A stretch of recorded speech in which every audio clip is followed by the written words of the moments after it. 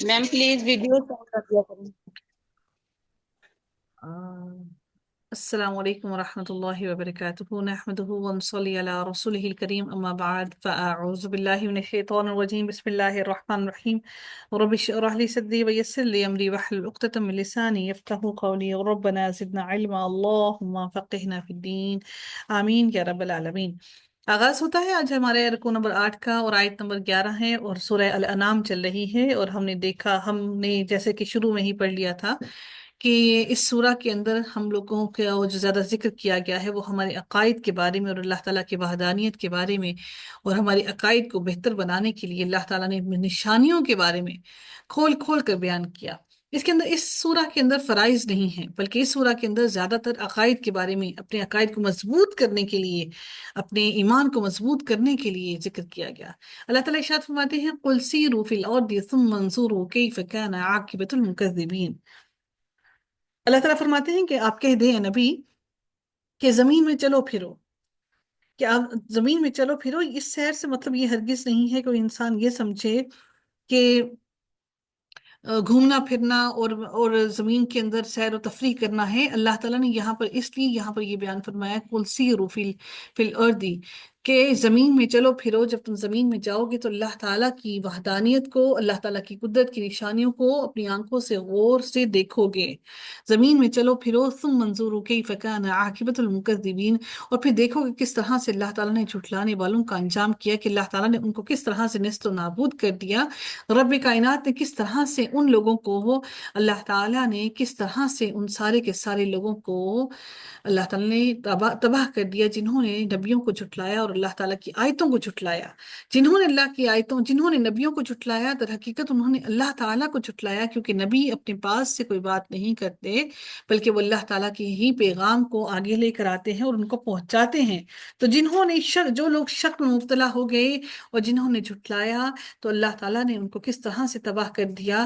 اللہ نے فرمایا کہ زمین میں چلو پھرو اور دیکھو کہ میں نے ان کو کس طرح سے تباہ کیا اور ان کے نام و نشان بھی باقی نہ رہے. پھر رب کائنات ارشاد فرماتے ہیں قُلْ لِمَنْ مَا فِی السَّمَاوَاتِ وَالْأَرْضِ قُلْ لِلَّهِ. اللہ تعالیٰ فرماتے ہیں کہ آپ ان لوگوں سے پوچھئے کہ یہ کس کے لیے ہے جو کچھ آسمانوں میں اور زمین میں ہے. تو یہی وہ لوگ جو لوگ آپ کو اور اللہ کو جھٹلاتے ہیں تو وہ یہ کہیں گے قُلْ لِلَّهِ. تو اللہ تعالیٰ فرماتے ہیں کہ آپ ان کو کہہ دیں کہ آپ انہیں کہہ دیں کہ یہ اللہ تعالیٰ ہی کا ہے، تمہارا اس زمین میں کچھ بھی نہیں ہے. آج ہم کہتے ہیں نا میرا گھر، میری اولاد، میرے بچے، ہمارا اس دنیا کے اندر کچھ بھی نہیں ہے. آپ صرف یہی سمجھ لیجئے کہ آپ کا تو نام بھی اپنا نہیں ہے. جیسے ہی سانسیں جسم سے جدا ہوتی ہیں، روح جسم سے الگ ہوتی ہے، تو اللہ تعالیٰ ہم سے ہمارا وہ نام بھی چھین لیتا ہے. ہمارا نام، ہماری پہچان، ہمارا سب سے پہلے ہمارا نام چھین کر ہم کو میت کہہ دیا جاتا ہے، ہمیں مردہ کہہ دیا جاتا ہے. کوئی بھی پھر نام نہیں لیتا، ہر کوئی میت کہتا ہے، ہر کوئی ڈیڈ باڈی کہتا ہے. پھر نام چھن جاتا ہے. جب اپنا نام، اپنی پہچان ہی چھن گئی تو پھر باقی کیسے آپ کا اپنا ہے؟ پھر یہ ساری مال و متاع، جائیداد اور اولاد سے پھر یہ سب کیسے ہمارا اپنا ہے؟ رہنے والی ذات صرف اور صرف اللہ تعالیٰ کی ہے. اللہ تعالیٰ نے فرمایا کہ ان کو کہہ دیجئے کہ اللہ کے لیے ہی ہے یہ سب کچھ. کتب علی نفسہ الرحمہ. پھر اللہ تعالیٰ مزید ارشاد فرماتے ہیں کہ اللہ تعالیٰ نے اس نے رحمت کرنا اپنے اوپر فرض کر لیا، لکھ لیا. اللہ تعالیٰ نے اپنے اوپر رحمت کرنا. اللہ تعالیٰ جو آج ہم پر رحم کیے ہوئے ہے، اللہ تعالیٰ آج جو ہمیں فوراً ہی ہمارے ہر گناہ کی فوراً ہی سزا نہیں دے دیتا، وہ صرف اس وجہ سے کہ میرے رب نے اپنے اوپر رحمت کرنا فرض کر لیا ہے. اللہ تعالیٰ کی وہ فرض اپنے اوپر کی ہوئی رحمت کی وجہ سے ہی آج ہم فوراً ہی پکڑے نہیں جاتے. لا یجمعنکم الی یوم القیامۃ لا ریب فیہ. دنیا میں تو اللہ نے ہمیں اپنی رحمت سے چھوڑ رکھا ہے، لیکن روز قیامت اللہ تعالیٰ نے ہمیں ڈھیل دے رکھی ہے، لیکن روز قیامت ہم سب کو اس کی طرف اکٹھا کیا جائے گا، جس دن کے لیے، اس قیامت کے دن کے لیے کوئی شک و شبہ نہیں. اور اللہ تعالیٰ کی رحمت کو نہیں دیکھیں گے یہ لوگ، اس روز اللہ تعالیٰ کو اپنے پورے غیظ و غضب اور غصے کے ساتھ دیکھیں گے. قیامت کیوں قائم کی جائے گی؟ کیوں قائم ہوگی؟ جب دنیا کے اندر اس قدر ظلم عام ہوگا. اور حقیقت میں قیامت کوئی ایک ایسی چیز نہیں کہ کوئی آ جائے اور بہت ہی آسان ترین چیز ہے. قیامت بہت سخت اور بہت ہی بھاری ترین چیز ہے، جس میں اللہ تعالیٰ کی رحمت کم اور اللہ تعالیٰ کا غضب اور غصہ بہت زیادہ ہوگا، کیونکہ تمام کے تمام مجرم لوگ اپنے تمام گناہوں کے ساتھ اللہ تعالیٰ کے سامنے کھڑے ہوں گے۔ تو سوچئے کہ وہ لمحہ کس قدر سختی والا وہ لمحہ ہوگا، جب ہم سارے کے سارے لوگ اللہ تعالیٰ کے سامنے کھڑے ہوں گے اور اپنے گناہوں کے ساتھ کھڑے ہوں گے۔ پھر رب کائنات ارشاد فرماتے ہیں الذین خسروا، اور اللہ تعالیٰ اس پر جس کو چاہے گا، اللہ تعالیٰ اگر کسی کو جنت میں داخل کرے گا تو اس کے عمل کی وجہ سے نہیں، بلکہ اللہ اپنی رحمت سے داخل کرے گا، اور رحمت اللہ تعالیٰ کی صرف ان پر ہوگی جن کو اللہ تعالیٰ رحم کرنا چاہے گا۔ اور روز قیامت جن لوگوں نے اپنے والدین کے ساتھ بدسلوکی کی، جن لوگوں نے اپنے والدین کے ساتھ والدین کیا ان کا حق ادا نہ کیا اور والدین کے ساتھ نرمی کا برتاؤ نہ کیا، تو روز قیامت اللہ تعالیٰ ان کی طرف دیکھے گا بھی نہیں۔ تو جب اللہ تعالیٰ ان کی طرف متوجہ بھی نہ ہوگا، ان کی طرف دیکھے گا بھی نہیں، تو سوچئے کہ پھر وہ لوگ جنت میں کیسے داخل ہوں گے۔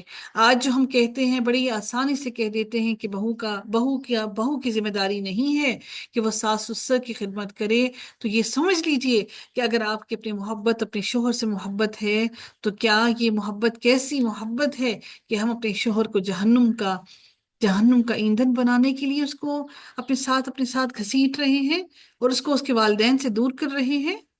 اگر دلوں کے اندر اللہ تعالیٰ کا خوف اگر دلوں میں موجود ہو، تو یقیناً ہم رشتوں کو اس طرح سے ایک دوسرے سے دور ہرگز نہ کریں۔ اللہ تعالیٰ اس روز قیامت ان کی طرف متوجہ بھی نہ ہوگا، ان کی طرف دیکھے گا بھی نہیں۔ اللہ تعالیٰ مزید ارشاد فرماتے ہیں الذین خسروا انفسهم فهم لا یؤمنون، رب کائنات مزید ارشاد فرماتے ہیں کہ جن لوگوں نے اپنے آپ کو خسارے میں ڈالا وہی اس پر ایمان نہیں لاتے۔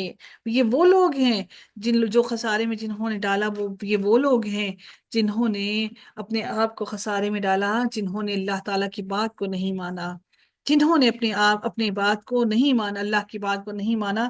یہی وہ لوگ ہیں جنہوں نے اپنے آپ کو خسارے میں ڈالا، جنہوں نے اللہ تعالیٰ کی بتائی ہوئی باتوں پر عمل نہیں کیا، ان لوگوں نے اپنے آپ کو ایک ایسے خسارے میں ڈالا اور جس کا خسارہ اب وہ پورا نہیں کر پائیں گے۔ یہی وہ لوگ ہیں جو اللہ تعالیٰ کی باتوں پر ایمان نہیں لائے۔ ایمان لانے کا مطلب صرف یہ نہیں ہے، ہم سمجھتے ہیں کہ ایمان لانا صرف یہ ہے کہ کلمہ پڑھ لیا تو یہ ایمان لانا ہے۔ ایمان لانا یہ نہیں ہے کہ ہم اس کو بس سن لیا اور مان لیا، بلکہ ایمان لانا یہ ہے کہ اپنے آپ کو اپنے رب کے حوالے کر دیا، اپنے آپ کو ہمارا ہر عمل اللہ تعالیٰ کے حکم کے مطابق ڈھل گیا۔ ایمان لانا یہ ہے کہ ہم مکمل طور پر اللہ تعالیٰ کی خوشنودی کو حاصل کرنے کے لیے اللہ کے ہر حکم کو مانیں۔ سب سے پہلا حکم اللہ تعالیٰ کا کیا مانیں کہ ہم عورتوں نے اپنے آپ کو ڈھانپ لینا ہے، چھپا لینا ہے، سیف کر لینا ہے۔ جب تک ہم سب سے پہلی چیز کو ہی نہیں مانتے اور صرف ہم کلمہ گو ہو جائیں تو ہم سمجھتے ہیں کہ بس ہمارا سارا کام ہو گیا۔ ایسا ہرگز نہیں ہے۔ ہم ایک ہاتھ سے نیکیاں کر رہے ہیں اور دوسرے ہاتھ سے اپنی نیکیوں کو گوا رہے ہیں۔ ہم نمازیں پڑھ رہے ہیں، قرآن کی تلاوت کر رہے ہیں، صدقات کر رہے ہیں، خیرات دے رہے ہیں، اور دوسری طرف سے اللہ تعالیٰ کی نافرمانی کر کے ہم اپنے آپ کو گناہوں میں، جہنم کی آگ میں دھکیل رہے ہیں۔ ایسا ممکن نہیں ہو سکتا کہ قرآن کے ایک حصے پر یقین کریں اور ایک بات مان لیں اور دوسری بات کو ہم نہ مانیں۔ یہ تو پھر یہودیوں والی بات ہوگی کہ جس طرح یہودی اپنے مطلب کی بات کو مان لیتے اور اب جو بات ان کی مطلب کی ان کے موڈ کے خلاف ہوتی اس کو چھوڑ دیتے۔ ہم مسلمان ہیں۔ مسلمان کا مطلب کیا ہے؟ اللہ تعالیٰ کا تابع فرما بردار، اللہ تعالیٰ کی بات کو سننے والا۔ مسلمان کون ہے؟ جو اسلام پر چلنے والا ہے۔ مسلم کون ہے؟ اسلام پر عمل کرنے والا۔ اسلام کیا ہے؟ اللہ تعالیٰ کے ہر دین، اللہ تعالیٰ کے ہر حکم کی پیروی کرنے والا، وہ مسلمان ہے۔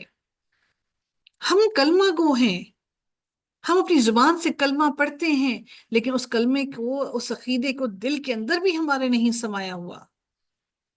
اگر سمایا ہوتا تو ہمارے اس کلمے کی بدولت ہی ہم سارے گناہوں سے بچ جاتے۔ وَلَهُ مَا سَكَنَ فِي اللَّيْلِ وَالنَّهَارِ، اللہ تعالیٰ فرماتے ہیں اور اللہ ہی کا ہے جو بھی رات اور دن میں ٹھہرا ہوا ہے، اور وہ سب کچھ سننے والا اور جاننے والا ہے۔ یعنی اللہ تعالیٰ اس میں کیا بیان فرماتے ہیں کہ رات اور دن میں جو جو مخلوق پناہ لیتی ہے وہ اللہ تعالیٰ کی ملکیت میں ہے، فرشتے، جنات، انسان، حیوانات اور تمام کے تمام چرند اور پرند ساری اللہ کی مخلوقات ہیں۔ اس سے مراد یہ بھی ہے کہ زمانہ اللہ تعالیٰ کی ملکیت ہے۔ جو ہم کہہ دیتے ہیں نا بڑے آسان سے، زمانہ بہت خراب ہے، زمانہ بہت خراب ہے، اللہ تعالیٰ فرماتے ہیں کہ یہ زمانہ اللہ کی ملکیت ہے، وہ سب کچھ سننے والا اور سب جاننے والا ہے۔ قل، اے نبی آپ ان کو کہہ دیجئے، غیر اللہ، کیا سوائے اللہ تعالیٰ کے، کیا اللہ تعالیٰ کے سوا کسی اور کو دوست بناؤں؟ کہ میں اللہ تعالیٰ کے سوا، کہ میں اللہ کے سوا کسی اور کو دوست بناؤں؟ نبی نے تو سب سے بہترین دوست وہ بنایا جو نبی کی ہر وقت مدد کرنے والا، ہر جگہ پر اس کا ساتھ دینے والا ہے۔ دوست وہ ہوتا ہے جو آپ کی مشکل اور آسانی میں ہر جگہ پہ آپ کے ساتھ ہو، وہ دوست تو نہیں ہوتا کہ جو صرف اور صرف آپ کی خوشی میں ساتھ ہو۔ تو کیا ہم میں سے کون ہے جس نے اللہ کو اپنا دوست بنایا، جس نے اپنا دوست اللہ کو بنا لیا، اس کو پھر کسی دوستی کی ضرورت نہیں رہتی؟ کیا ہمارا عقیدہ اور ہماری محبت اللہ سے اتنی پختہ ہے کہ ہم نے اللہ کو اپنا ولی اور اپنا دوست بنا لیا ہے؟ تو اب نبی نے پوچھا کہ کیا میں اپنا اللہ کے سوا کوئی دوست بناؤں؟ جو اللہ وہ ذات ہے فاطر السماوات والارض، کہ جس نے آسمانوں اور زمین کو پیدا کیا، نئی سرے سے تخلیق کی، یعنی کہ اس کا وجود ہی نہ تھا۔ یہ وہ ذات ہے جس نے آسمانوں اور زمین کو پیدا کیا، وَهُوَ يُطْعِمُ وَلَا يُطْعَمُ، اور پھر اللہ تعالیٰ فرماتے کیا ہیں کہ اور وہی اللہ ہے جو کھلاتا ہے اور اسے کوئی کھلا نہیں سکتا۔ وَهُوَ يُطْعِمُ، وہ کھلاتا ہے، وَلَا يُطْعَمُ، اور وہ کھلایا نہیں جاتا۔ وہ ہمیں رزق دیتا ہے، اس کو کوئی رزق نہیں دیتا۔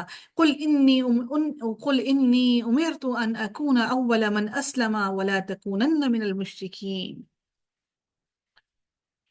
اے نبی آپ کہہ دیجئے، اللہ نبی کو بتا رہے ہیں کہ آپ یہ ان کو کہہ دیجئے، اے نبی آپ کہہ دیجئے یقیناً مجھے تو یہ حکم دیا گیا ہے کہ میں سب سے پہلا ہوں جو اسلام لائے، میں سب سے وہ پہلا ہوں جو دین لائے، اسلام لائے، من اسلم، سبحان اللہ۔ یہاں سے اس بات کی گہرائیت کو سمجھیے، کیا ہم وہ پوری طرح سے اسلام لائے ہیں؟ ہمیں تو یہ اسلام ہمیں وراثت میں مل گیا اپنے والدین سے۔ آج اپنی ذات کا تزکیہ کر کے دیکھیں کہ کیا ہم وہ اسلام لے آئے ہیں؟ ہم اللہ تعالیٰ کے ویسے تابع فرما بردار ہو گئے ہیں جیسا ہمیں ہونے کا حکم ہے؟ ان اکون اول من اسلم، کہ مجھے حکم دیا گیا ہے کہ میں سب سے پہلا اسلام لانے والا ہوں، اسلام پر عمل کرنے والا ہوں، ولا تکونن من المشرکین، اور میں مشرکوں میں سے نہ ہو جاؤں۔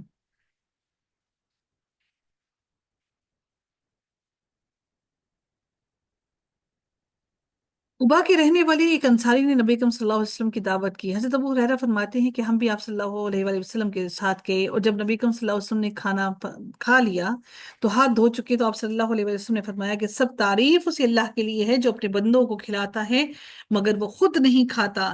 اس نے ہم پر احسان فرمایا کہ ہمیں ہدایت سے نوازا اور کھلایا اور پلایا اور ہر اچھی نعمت سے سرفراز فرمایا۔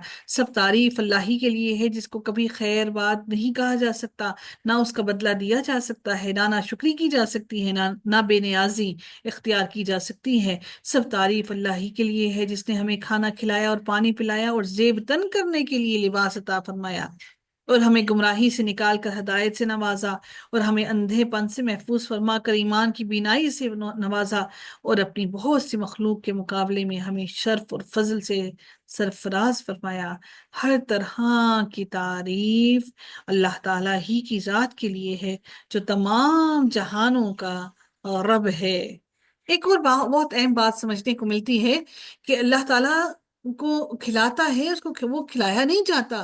اب جیسے آپ کو کسی کی بھوک کا اگر احساس ہوتا ہے نا، ہم جب روزے رکھتے ہیں رمضان میں تو ہم اس وقت احساس کرتے ہیں کہ اس کو بھی کتنی بھوک لگی ہوگی، حالانکہ اللہ تعالیٰ کو بھوک نہیں ہے، نہ اللہ کو پیاس نہیں لگتی، اللہ کو نہ بھوک لگتی ہے نہ اللہ کو پیاس لگتی ہے، لیکن اس کے باوجود میرے رب کی رحمت دیکھیے کہ میرا رب یہ جانتا ہے کہ ہمیں جب بھوک لگتی ہے تو ہماری حالت کیا ہوتی ہے۔ اس آیت کی گہرائی کو سمجھیے کہ ہم کسی کی تکلیف کو اس وقت تک محسوس نہیں کر سکتے جب تک ہم خود اس تکلیف میں مبتلا نہ ہوئے ہوں. ہم اس کی تکلیف کو صرف اسی وقت محسوس کر سکتے ہیں، لیکن میرا رب ہماری بھوک اور افلاس سے، ہماری پیاس سے، ہماری بھوک سے بخوبی واقف ہے. وہ کھلاتا ہے، اس کو کھلایا نہیں جاتا. سبحان اللہ. اللہ تعالیٰ کے الفاظ کو گہرائی کے ساتھ سمجھنے کی کوشش کیا کیجئے کہ اللہ تعالیٰ نے یہ جو الفاظ استعمال کیے ہیں یہ کتنے گہرے ہیں.